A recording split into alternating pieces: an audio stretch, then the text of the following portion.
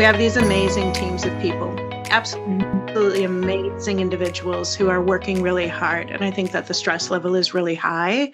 I think people are still recovering, from what happened during COVID and how lives changed. And I think for some people, it's catching up to them now, right? Kind of that, almost a little bit of a fear as we come into the fall. COVID might be coming back. But tell me, when you think about building teams, what is the thing that you take to your teams that makes people want to follow you, Shilpa? And I know they do. They follow you from role to role, and you give them a smile, and you give them a safe place to land. What would you say, is one of those things that is so important to you when it comes to leading during these challenging times? Yeah. I really do.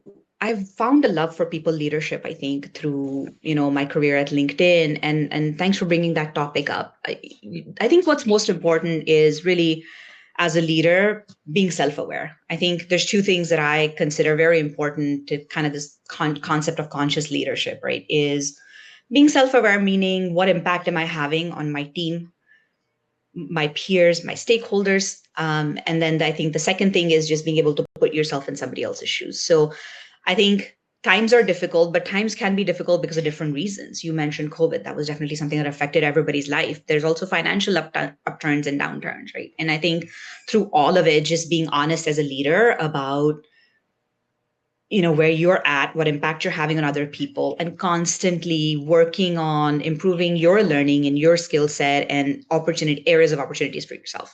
I think that leads to a lot of other things. That leads to vulnerability because you're actually admitting that, you're not perfect. I think the whole concept of ivory tower leadership is long gone, and thankfully so, so I think that has changed over the past couple of decades. And I think it's really time for all of us to embrace that, as that we're all human beings that have just been put in a different position, a role, not necessarily any higher or lower in terms of human value, right? And I think that allows you to do so many more things. I think that will create a safe space for people to succeed and fail. That'll create opportunities for people because you as a leader are not trying to lead all the time. Sometimes you're okay with following the lead of other people because you may not be the strongest person in the room, right? So I think just self-awareness and putting yourself in the shoes of another person and not letting a bad conversation or a bad meeting or a learning moment go by. I've been so many times in my career where didn't have such a great meeting with somebody, had a gut instinct that, hey, I should probably go talk to that person. And I probably put it off thinking I have other things to do. I would say big tip, right? Don't put it off. Especially if it happens more than once, go talk to the person. Don't assume one way or the other. Don't assume fault. Just go have a conversation. I think that's probably my biggest tip for any leader that wants to build teams that it want to work for them more than once. And I certainly hope that I may have built that in the past. But yeah, that's kind of, I think, my motto in life, relationships, work, whatever it is. Yeah, I think you have built that, right? I've been around, enough people that when your name is mentioned, people smile, right? So I think you've built that, and it's meaningful in our industry. I love the fact that you are willing to be transparent. You are willing to be somewhat vulnerable. I think sometimes those traits could be viewed as weaknesses, and I totally disagree, right? I'll never forget one of my most memorable moments with an organization I'm involved in. I was speaking right after a woman who was speaking to a couple hundred women in the room. And she was very real and an amazing speaker. But she finished with, and leave your tears at home. Don't you dare ever cry in front of your boss. Don't you cry in front of your staff. Don't, and I was so taken aback, and I had to literally speak right next. And I just said, you know what, if you need to cry, cry. And we couldn't have been more opposed in the way that we were thinking about it. But I think you do, and if that's your go-to reaction every once in a while and it happens, that's okay, right? It is who you are. Yeah. It's so funny because I think societally we've normalized the other side, which is speaking loudly, raising your tone of voice, which is some people's reaction, right? But that is somehow more normalized in the corporate structure than getting teary-eyed. And Yeah. I wonder why that is, right? Because we're just different as human beings and we have different reactions to stress and opposition and whatever else comes our way. Yeah, for sure. And you've been taught, right? It's a weakness. Don't Yeah. cry, right? And I had an incident a couple of weeks ago where my eyes teared up. Somebody was telling me a story, and it wasn't good. It wasn't bad. It just touched me.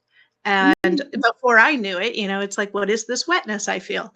And I was just real and in that moment and listening to what they were saying, and I don't know. I don't think it made me weak. I don't think it made me No, less. I think you're Yeah. open-hearted and you're Yeah. probably practicing your third and fourth degree listening, which is such an important skill for a lot of leaders. I think a lot of leaders shut down and they do the level one listening. Yeah, for sure. So kudos to you for Mm. having the bravery to, yeah, be yourself. Thank you.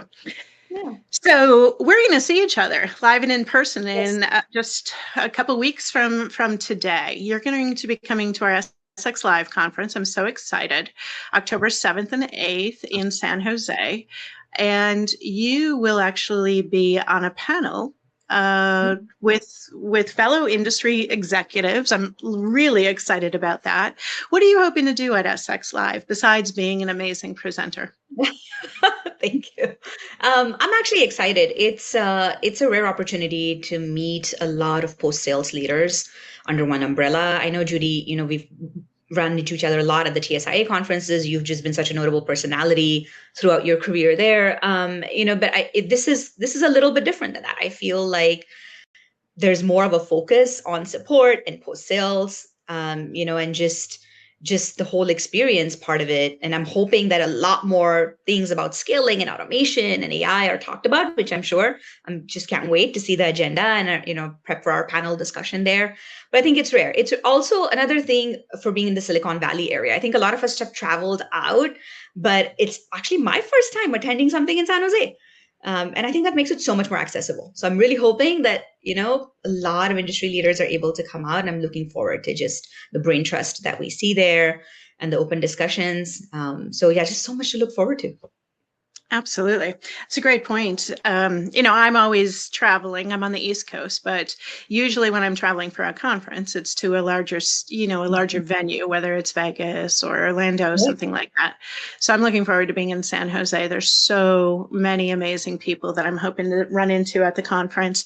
I'm also looking forward to it being smaller and more intimate, right? I think it'll allow for even better conversations between people. So that'll be great. Awesome. Okay. One last question. You knew I'm going to sneak one in there on you. Go for it. Who is the last person that made you smile besides today and this? Oh my gosh. Well, I was In a going to pick my meaningful way. cat, but I guess that doesn't qualify as a person. Your Oh my cat can make gosh. you smile. Yep. Yeah, actually, I'll say it was my daughter. And we smile because of different reasons. Sometimes we're amused, sometimes we're chuckling. But my last smile was really, she said to me yesterday, well, she's getting into volleyball, which is a new sport for her. And it's kind of like she's 13 and people have like gained a lot of skills. And so we're really trying hard to catch up. And I had to do a lot of research to find her coaches and things like that. And yesterday she said, my gosh, like I can't believe the amount of time and effort you're spending to get me into a new sport. And it just made things very real for me. At the end of the day, I think I look at work and life both in the same way. I want to invest in the people that are around me, whether it's my family or my team. And I kind of didn't say that as part of my last answer when I was talking about conscious leadership. But at the end of the day, I consider leading people as a responsibility, not just getting projects done as a responsibility, right? And Absolutely. same at home. So yeah, that was you always need a cheerleader at home, and my daughter is my cheerleader. She says the things that my son and my husband may not say all the time. So I'm blessed to have that female influence at home as well. That's awesome. That is a wonderful thing. And it sounds like it's mutual cheerleading if you're going to the efforts that you are. So I saw my son this week and we went to see him up at college. And, there's just nothing like those hugs and kisses that they give you, it's amazing. Agreed. Well, that's a big milestone for you as well. He just started his junior year. Yeah. So that's big. Oh my God, Mhm. But I'm glad to say he's still my boy, and I hope that always is that when he sees me, he's willing to hold my hand and give me those Mm. hugs. That sounds Yeah, great. Judy, if we yeah, have 1 minute, I have a question for you, actually. absolutely.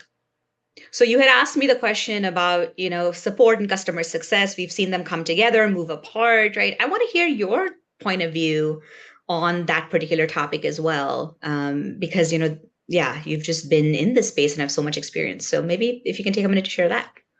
Absolutely. Thank you, Shilpa. So I do see many organizations that are still figuring it out, right? Mhm. After all these years, I think that, we, because we didn't do the well-defined in every company, it became Mhm. loosely defined, and that hurt a lot of organizations. Yeah. I think the fact that we are sitting on the data, and I say this for support especially. Support is sitting on so much data, and I can't not mention support logic, in this part of my answer.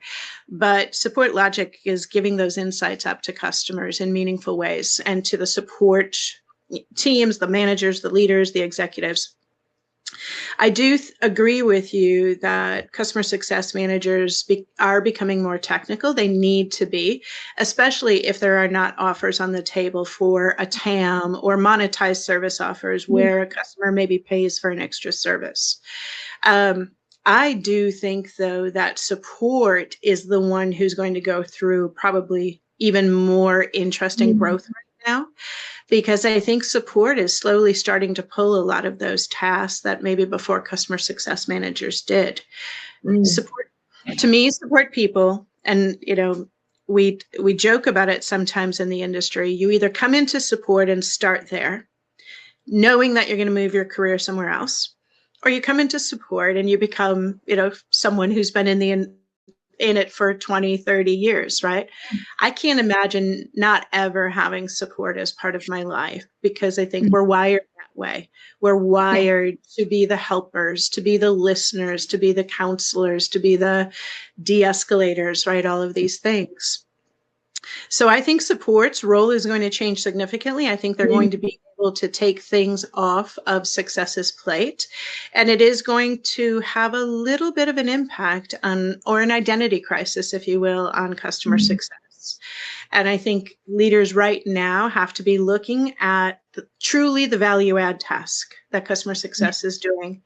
Um, for instance, if you do the outcome reviews, the quarterly reviews, things like that, does your customer want those, and do they find value from those? There's a lot of people who say the answer is no, right? Customers Mm.